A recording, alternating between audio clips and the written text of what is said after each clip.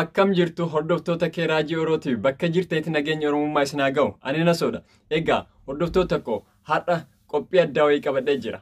Qophii addaa kan koo keessatti aktiivistiin Amaaraa yookaan lammii Itoophiyaa kan ta'e waa'ee Jawaar irratti barreeffama dheeraa wayii barreessee jira afaan Amaaraatiin. Har'a immoo an Jawaar maal keessa jira? Jawaar maalitti jira? Jawaar maaliif hidhame ka jedhu haala aktiivistiin sun barreesseen afaan Oromootti jijjiiree isinii dhiyeessa. Qophiisan hamma dhumaatti akka hordoftan isin affeera. Akka itti aanutti isiniif dhiyeessa. Goota badhaasa yoo dhabne wayyoo.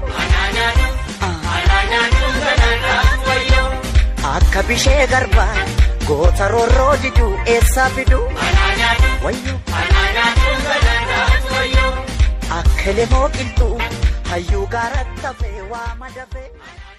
Umara barii barraaqa biiftuu qolaa baatu caalaa fuula ifaan guyyaa haaraa simata.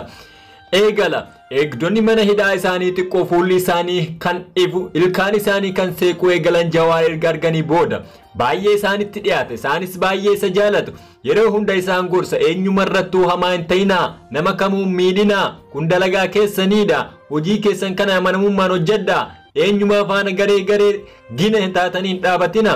Garee isaanii Jawaar haasaa eegallaan haa jedhanii dhageeffachuuf ajajanii hafu. Baay'ee isa jaalatu. Jawaar guyyuun kitaaba hedduu waan dubbisuuf waan dubbeessa isaaniif qooda. Waan seeraa, waan sabdaneessummaa, waan dirqama ofii ba'uu, waan sabdaneessummaa dimokiraasii akkamiin akka waliin deemsisuu danda'amu guyyaan isaanitti hima. Eegdonni bari'ee waan haaraa haqa isaanitti odeessu hedduu dharra'u hawu ho'a siyaasarraa bakkee kan hedduu hin ajaa'ibsiifatina jedhanii bara dhufuuf of qopheessaa jedhanii bakki ani amma jiru kanaan dirqama irra darbuu qabudha. Kitaaboleen ani dubbisee fi barreesse hin xumurre hedduutu jiru. Yeroon isaan itti goolabuudha jedhee isaan gorsa. Gaaffii dheeraa hedduun gaafate.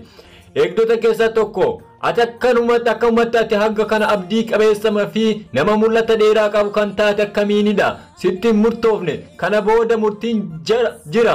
Isa sitti murtaa'eeffitu jira. Tarsiimoo waltajjiiwwan siyaasaa kamirraayyuu qoqqobamuu dhoorkamuu dandeessa. Kun hunduu osoo si eegatanii akkamiin jala murtee waa'ee boruu yaadda jedhee gaafate.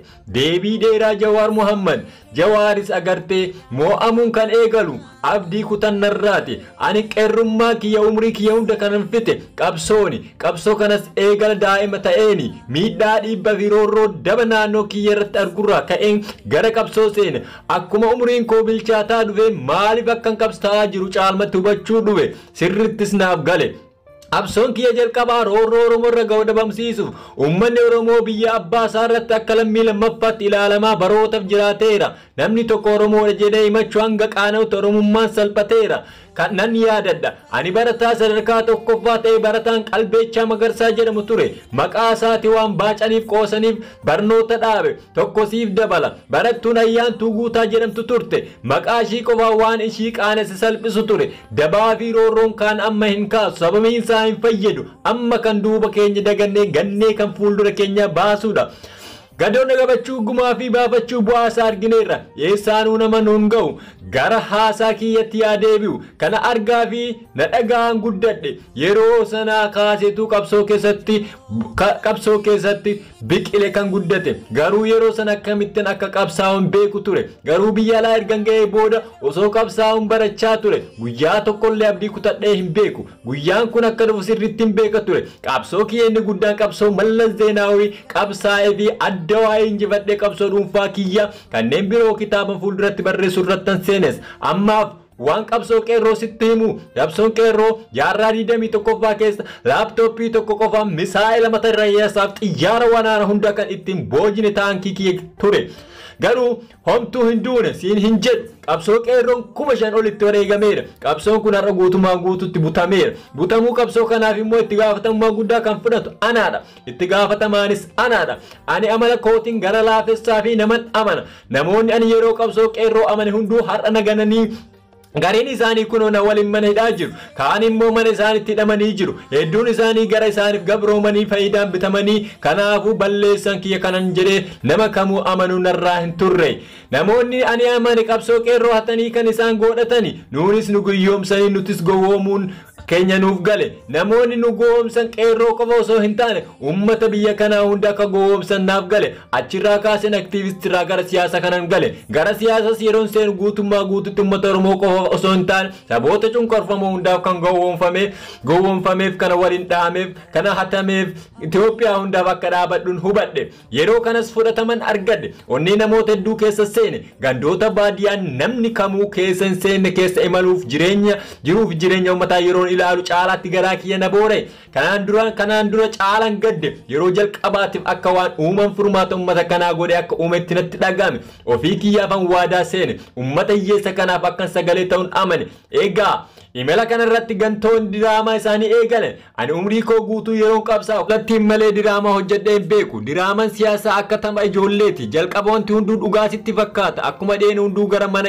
yeroo deebi'an waan ijoollee guyyaa ijaaraa oolta akkuma diigamu diraamaan siyaasaa biyya kanaas haalonni yeroo jijjiiramanii sitti dhi'u diraamichi siif gala taatonni diraamichaa hooggantoota badhaadhinaa amma aangora jiranii fi dhalattoota qeerroo Oromoo faayidaa adda addaan bitaman akkasumas hooggantoota olaanoo Amaaraati hunduu diraamicha hojjechaa diraamaa kana namoonni nagaa dhumaa godaannisa guddaa seenaaf ka'aa jiru ummanni sadarkaa ammaatti dammaquu dhabuu mala dammaquun sun ammoo hin oolu yeroo sana qaawwan itti milqan bakka dhabamutu muddamata dhiifama haasawan kee waan qabbaneessuuf gaafii tokko si gaafadhu jedhee poolisiin eegu sun eessan dhaqaa miti meena gaafadhu jedhee Jawaaris wanti ati gaabbitu kan garaasi nyaate kun osoo ta'uu baatee ta'e jettee yeroo hunda keessa kan keesseenee kan sammuu kee keessa bahuu dide kan hirriba si dhoorku jira yoo jiraate maali Jawaar yeroo deebisu na kowalchiisutti jirtamoo wantoonni na gabbisiisan hedduun hin jiran hin qabus jechuu danda'a sababiinsaa siyaasa keessatti gateetti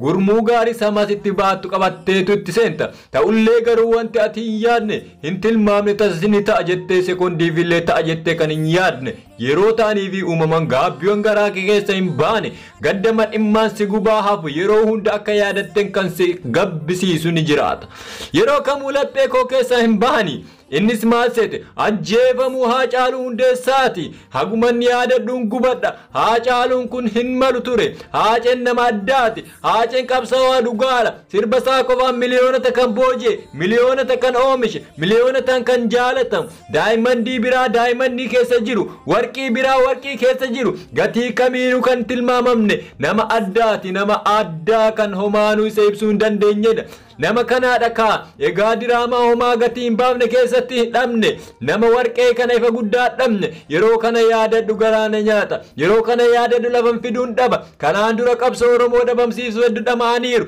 qabsaa'aniiru ammas eegaa ture garuu Haacaaluu ta'a jedhee tasa takkuma yaadee hin beeku akkanumaan sodaa qaba ture akkuma sitti hime waan baay'ee amma sitti himuu hin barbaadu kitaabicha irratti waan hunda waan katabu yeroo sana dubbistoonni kanaa ol hubachuu waan danda'aniif ammaaf asuma irratti nu haa ga'u gaaffii dhumaa mana hidhaa teessee yaaddee qabda waan baay'ee yaadda maalirraa siif eegalu garuu mucaa kiyya hedduu yaade umrii isaa baay'ee mi'aawaa ta'ettan irraa adda ba'e umrii inni gingaa natti haasa'u sana yeroo yaadadhu baay'een jeeqama kun immoo miira namoomaati namni dhala qabu hunduu miirri kun inuma itti dhaga'ama kanarraa kan hafe bu'aa qabsoo qeerroo kan ta'e nagaa fi tasgabbii Itoophiyaa hedduu yaadeera carraa argatee osoo gaafate waan Jawaar akkana jedhu natti fakkaata nagaatti goota badhaasa yoo dhabne wayyo